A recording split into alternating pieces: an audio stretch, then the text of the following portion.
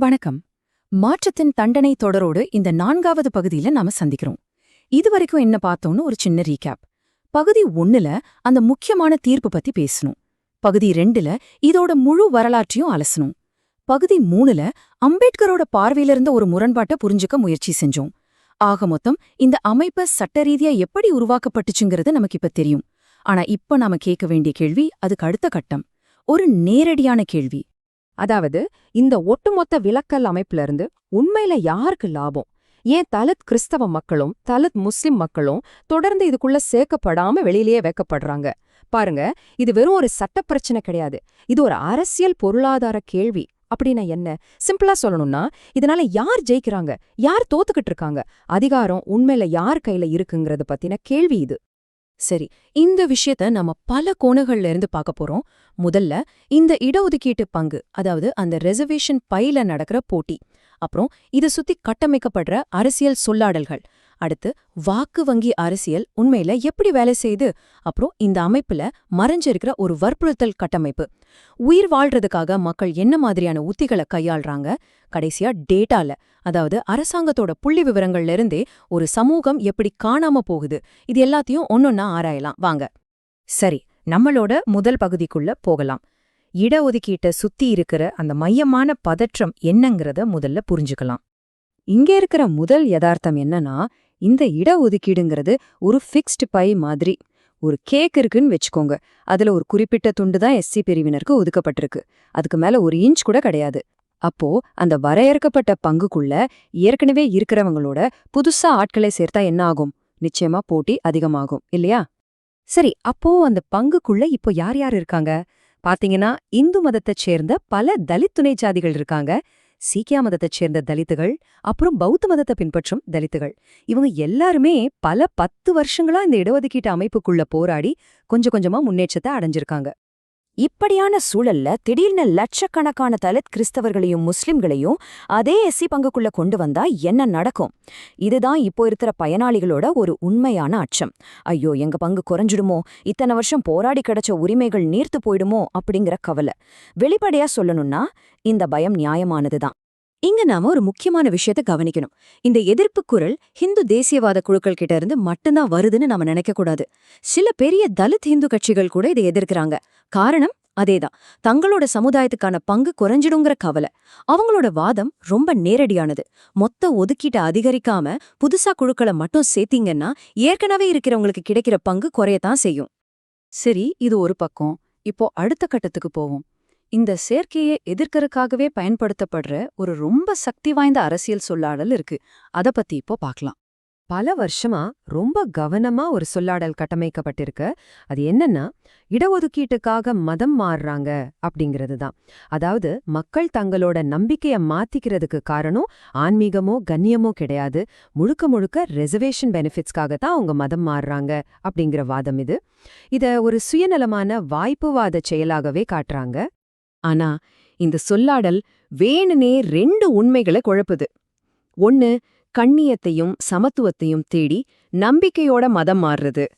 இன்னொன்னு, பொருளாதார நெருக்கடி காரணமா வேற வழி இல்லாம எடுக்கிற முடிவுகள். இந்த 2ஐயும் ஒன்னா சேர்த்து குழப்பிடுறாங்க.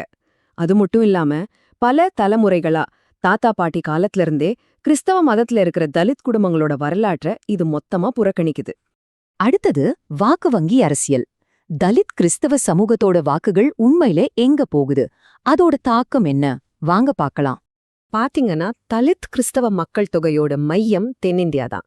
குறிப்பா தமிழ்நாடு, ஆந்திரா, தெலுங்கானா, கேரளா மாதிரியான மாநிலங்கள்ல அவங்களோட வாக்குகள் ரொம்பவே முக்கியமானவ. தேர்தல் முடிவுகளை தீர்மானிக்கக்கூடிய அளவுக்கு கணிசமான வாக்கு வங்கி இது. ஆனா இங்க ஒரு சிக்கல் இருக்கு. அவங்களோட வாக்குகள் பொதுவா சிறுபான்மையினர் அரசியல்ங்கிற பாதையில தான் போகுது. அதாவது சிறுபான்மையினர் கட்சிகளுக்கோ இல்ல மதச்சார்பற்ற கட்சிகளுக்கும் தான் விழுகுது. அவங்க ஒரு தனிப்பட்ட ஒருங்கிணைஞ்ச எஸ்சி வாக்கு வங்கியா செயல்படுறது இல்ல. இதனால பெரிய தேசிய கட்சிகளுக்கு ஒரு கணக்கு வருது. இவங்களுக்கு ஆதரவா நின்னா நமக்கு நேரடி அரசியல் லாபம் என்ன அப்படிங்கிற கேள்வி. சோ அவங்களோட அரசியல் கணக்குல தலித் கிறிஸ்தவர்கள் ஒரு முக்கியமான இடத்தை பிடிக்க தவறிடுறாங்க.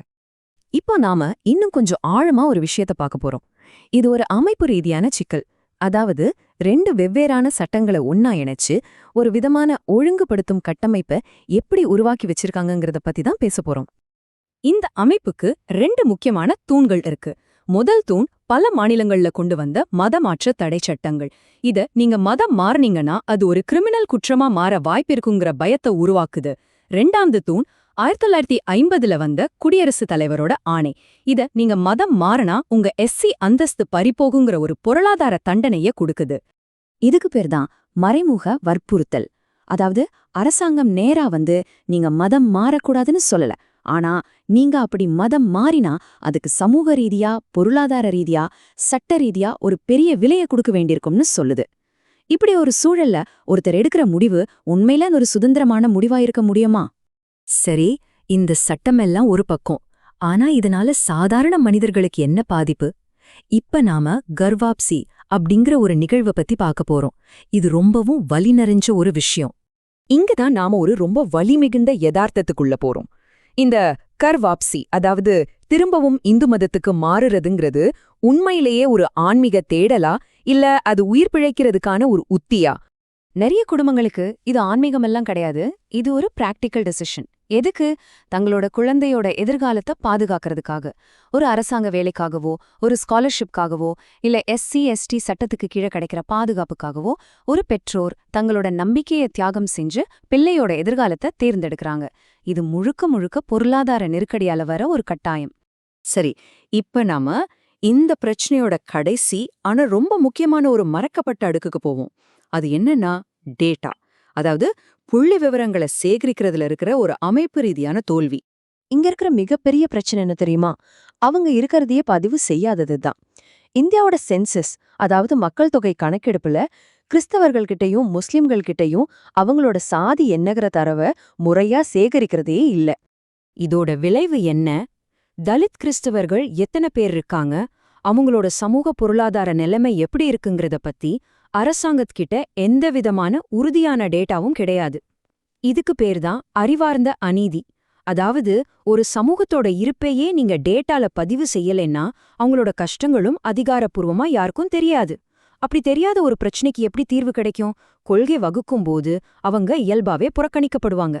சரி, இப்போ இந்த முழு படத்தையும் ஒன்னா சேர்த்து பார்க்கலாம். இந்த விலக்கல் அமைப்பை இப்படியே மெயின்டைன் பண்றதுனால யாருக்கு லாபம்?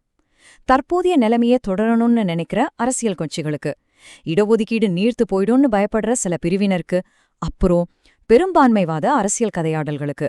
இதுல வெளிப்படையா நஷ்டப்படுறது, பாதிக்கப்படுறது யாரு? சந்தேகமே இல்லாம தலித் கிறிஸ்தவ மக்களும் தலித் முஸ்லிம் மக்களும் தான். ஆக இந்த பிரச்சனை வெறும் சட்டம் சம்பந்தப்பட்டது இல்ல, இது ஒரு சிக்கலான அரசியல் பொருளாதாரம்ங்கிறது இப்போ நமக்கு தெளிவா புரியுது. ஆனா இன்னொரு ரொம்பவே சங்கடமான கேள்வி மிச்சம் இருக்கு. சரி, நீங்க சாதி பாகுபாடுல இருந்து தப்பிக்க மதம் மாறிட்டீங்க. ஆனா அந்த சாதி பாகுபாடு உங்களை விடாம நீங்க போன சர்ச்சுக்குள்ளேயே உங்களை பின்தொடர்ந்து வந்தா என்னாகும்? இந்த வலி மிகுந்த உண்மையை தான் நம்ம அடுத்த 5வது பகுதியில ஆராய போறோம்.